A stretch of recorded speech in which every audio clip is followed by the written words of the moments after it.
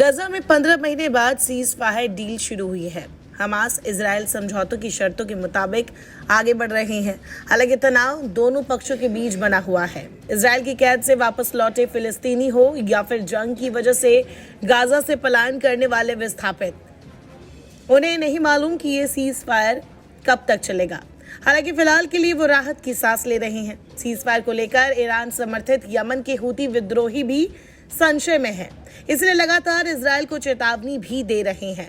Yemen के Houthi नेता Abdul Malik al Houthi ने कहा है कि उनका समूह गाजा पट्टी में संघर्ष विराम समझौते के कार्यान्वयन की करीबी निगरानी कर रहा है और उनका कहना था कि हम संघर्ष विराम पर अपनी उंगली ट्रिगर पर रखे हुए हैं।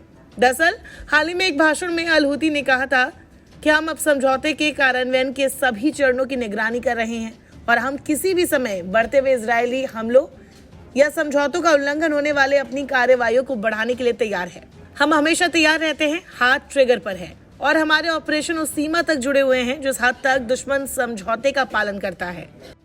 दूसरी तरफ सीजफायर के समर्थन में हूती विद्रोही ने यह भी ऐलान किया कि उन्होंने गैलेक्सी लीडर कार्गो जहाज के चालक दल को रिहा कर दिया है, जिसे उन्होंने इजराइल के गाजा युद्ध की शुरुआत के तुरंत बाद जब्त किया था।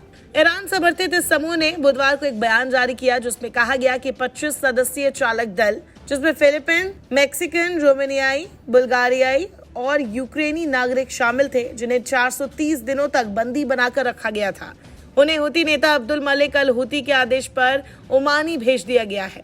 हूती समूह की सुप्रीम पॉलिटिकल काउंसिल ने कहा है कि चालक दल की रिहाई हमास आंदोलन के साथ समन्वय और ओमान सुल्तनत की मध्यस्थता में हुई है। ये कदम गाजा का समर्थन करने और संघर्ष विराम समझौते का समर्थन करने के तहत लिया गया।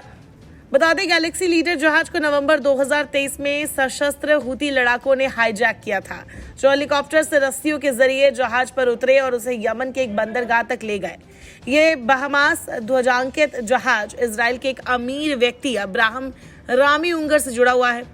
वही यूएन स्पेशल एनवॉय हंस ग्रूनवर्ग की तरफ से कहा गया, गैलेक्सी लीडर क्रू की रिहाई दिल को छू लेने वाली खबर है, जो मनमाने ढंग से हिरासत और अलगाव पर रोक लगाती है, जिसे उन्होंने उनके परिवारों ने 1 साल से अधिक समय तक सहन किया था।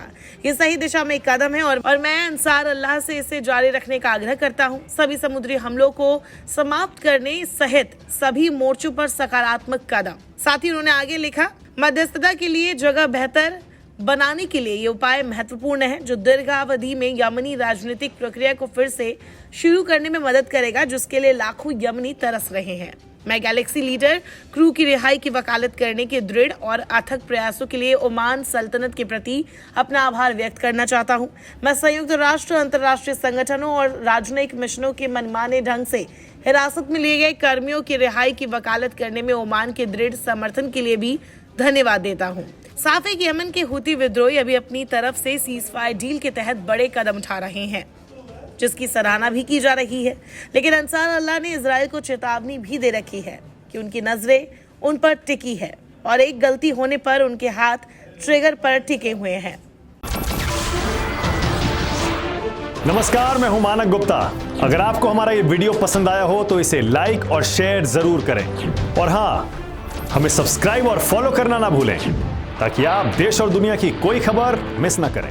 तो जुड़े रहिए हमारे साथ और देखते रहिए न्यूज़ 24।